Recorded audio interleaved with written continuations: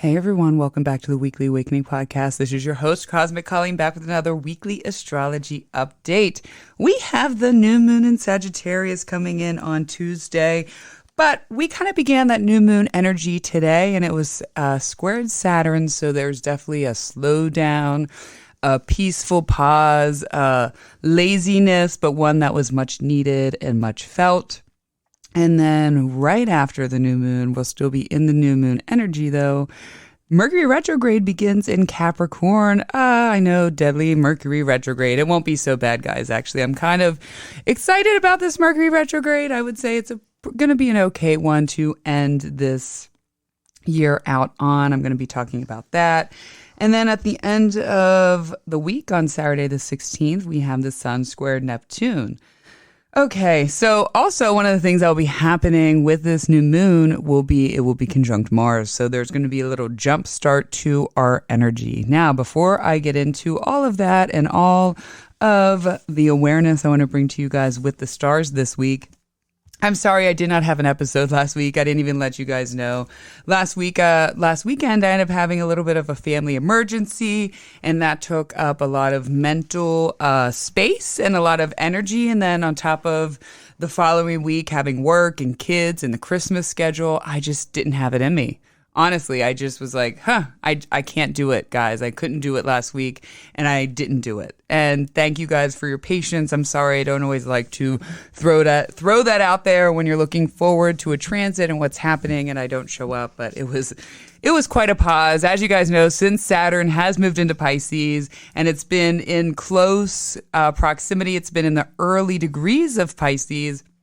It's been squaring my sun and conjunct Mars. I have Mars in Pisces, the sun in Gemini, Mercury in Gemini, but it's been closely degree squaring and conjunct both those planets. And there's been a lot happening in my life, which you guys know. One of the interesting things that's been happening over these last 8 months is a lot more responsibility and not necessarily easy responsibility. I mean, not that all responsibility, most responsibility is not easy, but it's like extra tough responsibility within navigating it, and also just kind of my own experiences and what that triggers. And it's kind of coming from all ends. And so I am just very patient with myself. I take it one day at a time. And as you guys know, I'm pretty open on here. If I can't do it, I'm not going to do it. And that's been one of the other Saturn and Pisces lessons that has been coming to me. I've had to remove guilt. Like I think we all generationally kind of have guilt issues where we suffer from a lot of guilt. And that's one of the things with Pisces that this kind of brings up. And so I've been navigating like old guilts and how to remove guilt and what causes guilt and how that leads to kind of like shrinking our spirit a little bit. But that's been what's been going on. Hopefully, as you know, I'm going to be in this square and this conjunct the next few months, but hopefully I won't have to miss another episode. And I'm sorry again, guys, because I don't like to leave you guys hanging. So let's talk about this new moon. So as I record this right now, we're beginning this new moon today with the square to Saturn, like I said. So I need to drink my coffee. I even got a root canal this morning. That was not the best thing, but I'm determined to get this episode out today. Okay, so we began the energy of this new moon with the square to Saturn. So we're tired, feeling a little burned out, or just maybe feeling spacey, especially for my mutable signs and my mutable placements. That's the Gemini, the Virgo, the Pisces, the Sagittarius placements. Anyone with those, especially your sun rising or your moon, are really going to be feeling this. The energy is slow and it's very still and it's mentally blocked. Like you really can't imagine doing anything, honestly, or like calling someone or taking care of bills or putting your normal life agenda stuff together. It's just kind of feeling blocked. And that beginning, this new moon also happening with the beginning of Mercury retrograde brings that kind of blocked feeling we're going to be experiencing this week. However, there is this open creatively, a little bit. You might be slow and pause, but you're feeling a little bit creatively open or spiritually open. So what do we do with this slowed energy? Doesn't it look, it doesn't really look like that kind of like deep depressed slow energy, honestly. It's more like kind of like spacey, just wanting to just be a little bit aloof but relaxed about it. Like maybe you'll choose to pray again, but you'll pray when you're napping, or you'll write while you're laying in bed being very cozy, or kind of like take a meditative nap. I tried to do that today. I tried to take a nap. I knew I couldn't, so I put on some meditation music and I just kind of zoned out. It felt good. Kind of, you get what I'm saying? Like a healthy zone out, a healthy pause is going to be the energy. Now, the new moon in Sagittarius with Mars is why it's sort of like, we have to have that little Jupiterian flair to our laziness, you could say a little bit. Now, on Tuesday, the actual day of the new moon, we should feel a little more energy. We have Mars conjunct this new moon, and it's giving us a jolt in our spirit, a little jolt in our energy, a little bit of jolt in our spiritual alignment, just sort of expansive thinking or wondering, and just like more lighter or lighthearted detachment.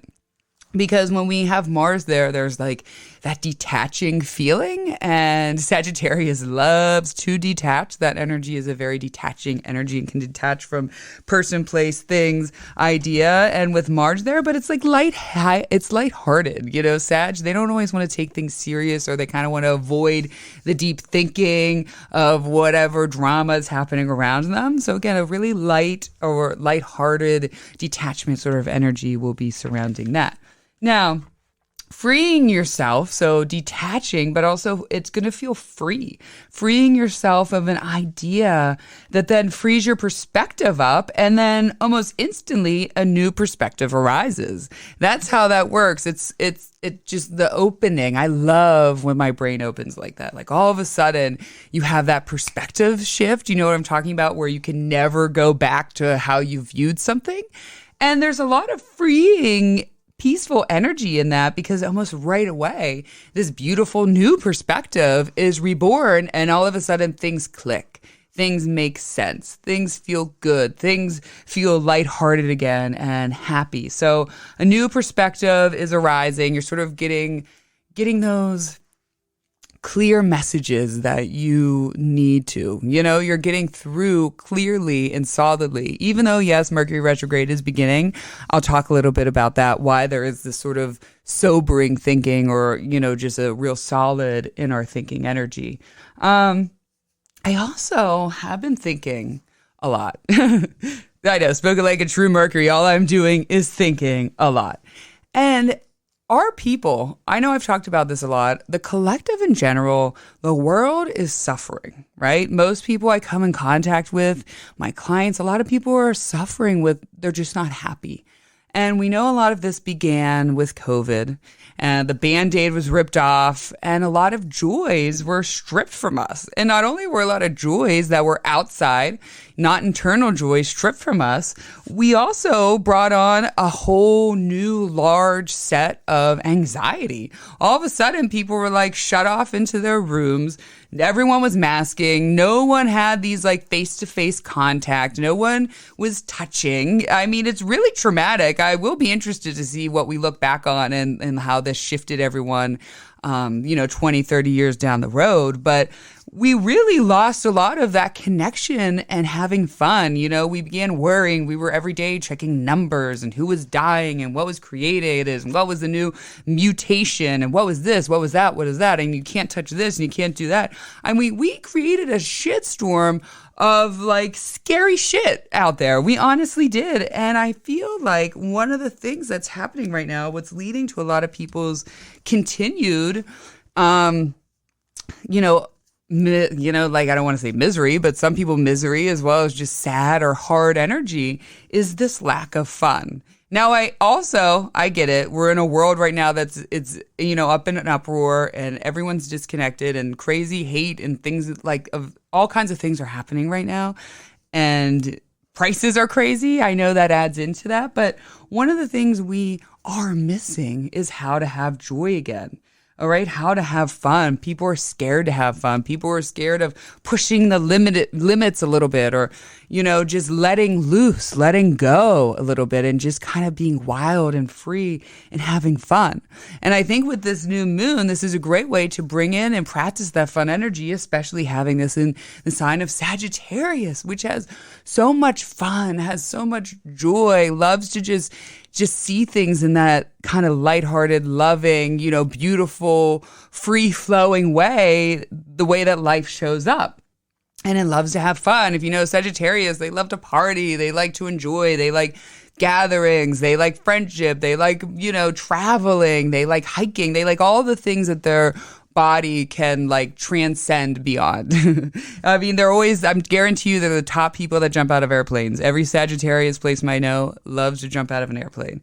So, sorry, taking a little sip of coffee.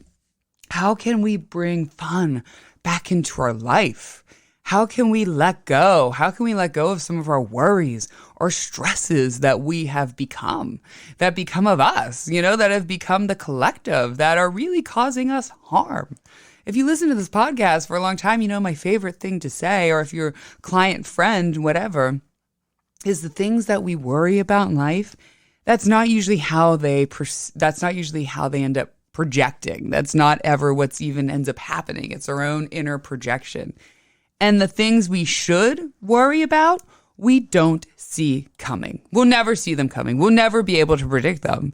So we're just caught in these cycles of worrying, trying to predict things that aren't really going to come out. They're just sort of these fear-based thinking, and within that. And so how can we free ourselves and have fun again? If we have fun, then the next person we know and talk to is going to have fun. And then we're going to encourage more people to have fun. And we're going to go back out there and we're going to raise the vibration of fun here in this world. That's one of the things I hope we do. One of the things that we can all practice for this new moon, for these next 2 weeks, this moon cycle. So how are we going to practice this? Well, the biggest thing is bringing in that self-awareness. And now that's practice happiness, when a choice arises in our day-to-day, in our moon cycle, in the next 2 weeks, big or small. Every day is a choice. Every day is a mental choice, and then we take a physical action towards that mental choice. And I know there's a lot of, ups and downs as we learn how to control or understand or detach from the things we can't control in our mind. But one thing I know we can do is stop ourselves in the moment and practice happiness. So one of the questions I want you to ask yourself, write this down, get it into your subconscious. When these choices arise, big or small, say to yourself, does this lead to my happiness? All right, we're going to take a selfish moment for ourselves, okay? We're going to be really selfish for these next moon cycles when it comes to our happiness, all right? It's okay, I give you permission. Does this lead to my happiness? And it could be as simple as like, hey, I am going to, it's okay, I'm going to sleep in and I'm going to leave work a little bit late, but it's fine. Does this lead to my all-over happiness? I am going to go out with this person on whatever night. Does this lead to my happiness?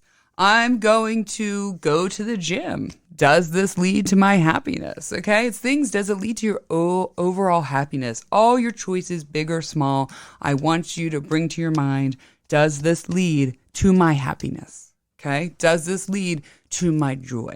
And these next 2 weeks, some of the things that will arise will be just that, right? And within that detaching that we're going to also be doing with Mars conjunct this new moon, does this lead to my happiness? And you're going to see what you need to detach from and what you need to reward and be grateful for, because it does lead to your overall happiness. What things do you need to honor? What things do you need to create more?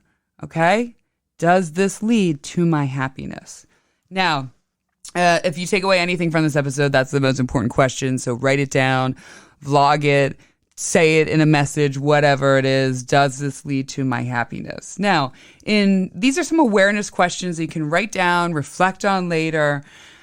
In what ways can I bring more joy into my life? These questions are going to start popping up as you just say with every choice, does this lead to my happiness? These questions are going to start coming into your mind or into your environment. In what way can I bring more joy into my life? Where am I lacking happiness? What holds back my happiness? What holds back my joy? Okay?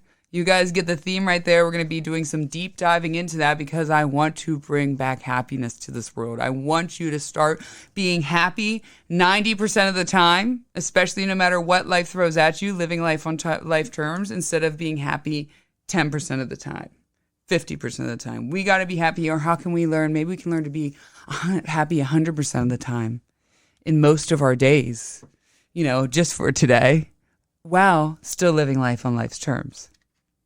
Again, a lot of our own suffering and lack of happiness is honestly brought on by ourselves, our own mind, our own perspectives, our own things that we're creating, the world that we built around us. Yes, there's lots of things that are outside of you that are happening that are unfortunate or not happy or ugly, but a lot of the unhappiness is within us. And so we got to bust through that with this new moon, and that's what we are going to do, my people. Now, Mercury retrograde in Capricorn.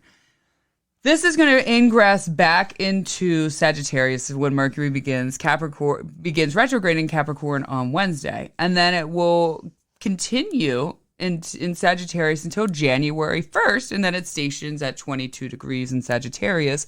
And again, I kind of love that for beginning the first day. It's kind of, I think it's going to be a joyful day, January 1st. You're going to feel more spiritually optimistic. You're going to be kind of like really having those Januaries. I think are going to be like a lot of mindset and spiritual changes with these January, this coming January. When you hear people talk about it, I think there's going to be a lot of that, like getting back into spiritual practice, beginning, all of the January affirmations and all that shit that we do. I think are going to be more spiritually focused this year with this happening, with Mercury stationing direct. And I kind of love that. Again, I think it's going to be, even though we have things happening, Mercury retrograding in Capricorn, I really think, though, once it goes back into Sagittarius, and I have a kind of like a big timeline, and it's ending on that, we're going to be more solid in the joy and happiness spiel I just went on. Okay, so now, getting a little more level-headed with Mercury retrograde, let's talk about the good things. Let's talk about the mental things, the mental changes. One of the big things, the biggest thing that Mercury retrograde does is align our mind. For better or for worse, usually through shaking it up somehow to realign. There's nothing... Think about it, like you unplug a computer and then you got to plug it back in for it to work. Our minds have to do that in various ways. Sometimes we got to shake it up. Sometimes we got to get a little virus in our mind and then free it. So with this, we're getting a little more level-headed right away with this Mercury retrograde. I'm kind of really liking that with the Mercury retrograde. Getting more level-headed with an idea, mindset, mental action that maybe we weren't so solid about, or we were just kind of scatterbrained about over these last couple months. We just weren't really all there with it. And we're now aligning that. We're getting more sturdy. We're really figuring out what we want. We're kind of trimming the fat, getting rid of all the bullshit, you can say. And then we're going to go back with that thinking, back into Sagittarius, where the expansive thinking, the open-minded Sagittarius energy is, but again, with a more direct, logical, sturdy, solid mindset that we began restructuring when Mercury retrograde began in Capricorn. And this is going to help us so we can create that shift that we need with this mental idea, mindset, and again, really realigning us there and kind of getting us on our goal, making, now we can make the decision. Now we can take the action. That kind of energy will happen. We're not so scattered again. We're like, okay, this is the idea. Let me move forward in that step. Now, Mercury retrograde will obviously be bringing its typical Mercury stuff, lack of communication, technology breakdown, shutdowns. I always like to say when driving, because Mercury rules over our driving and our daily commute, there usually is, I think in Capricorn, you can expect like roadblocks, like a sudden just stop, shut down. If you see any of those, it's not going to be a fast moving energy. You might as well just map out a new way. I can tell you that. And, technology can break. So this is, I don't say it for all of them, but this is definitely when in Capricorn, Mercury retrograde and something does break, it tends not to come back. It's not like a Mercury retrograde in Gemini and, where it's like an easy fix or somehow it worked itself out. Sometimes there can be like a boom, it's done and it is no more. And then what do? We learn Mercury's mutable energy. Okay, it might suck for a little bit. You might be pissed off for a couple hours, but guess what? There's going to be a plan B. You're going to get your mind working again, and there's going to be plan B and C, and you're going to figure it out, and then you're going to create more mental resilience and trust in yourself and confidence in yourself, honestly. So loving that. So just remember that. And communication can definitely bring some sudden pauses. If there is a fight or communication breakdown, it can bring more like stubborn, like totally silent pauses or endings for a little bit. But again, I want to look at this more at our shifting our mindset and really opening up our spiritual beliefs again. And then as Mercury retrograde begins, though, which I think this is going to be really awesome, it trines Jupiter, which is getting ready to station direct in the sign of Taurus, and it's moving forward after being these last couple months in retrograde.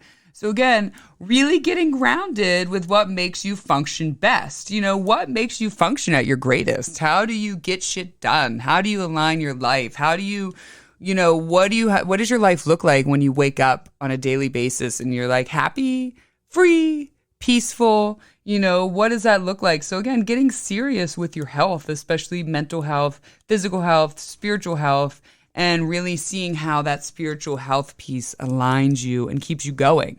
I mean, if it wasn't an important part of our spirit, we wouldn't have been doing that since like the beginning of human time, right? Like as far as we know, people going back, Mayans, Native Americans, go as far as you can, and the Egyptians had a spiritual practice. So that's something that is ingrained in us and something that is needed within us for our spirit and our light to shine, for our purpose to shine through. So remember that as you're really thinking over this week of those mental joys and those happiness, and what does life look like for you again when you're happy? What does happiness feel like for you? Feel that, and even bring happiness to the small things. That's what I love. I grew up in in the country, literally in Western Pennsylvania in Indiana County, PA. But like out there, you say you're from the county, what county you're from. So if you're from the country, you know what I'm talking about. And I learned how to just and my dad was really good at this, how to find happiness in coffee, right? Ooh, I got a new coffee creamer, which I did. It's this like oat, gingerbread shit. And it's in here, and I'm excited. I got Dunkin' Donuts, which I love Dunkin' Donuts. I got that in my cup, and I'm drinking this, and life is good. This tastes good. This feels good. This gives me kind of like those warm, cozy, tingly vibes. Bring back your happiness to just that literal simplicity of that. What does it feel like when I drink and taste this coffee? What does it remind me of? What kind of feelings am I getting? Like literally, guys, I'm honestly getting tingles right now as I talk about this coffee. I mean, you guys might have too, because I just said that pretty electrically, but bring back happiness in the simplistic way. That is my message. I hope everyone has a beautiful and smooth and spiritually aligned week. And new moon, I love you all. I will be back next week.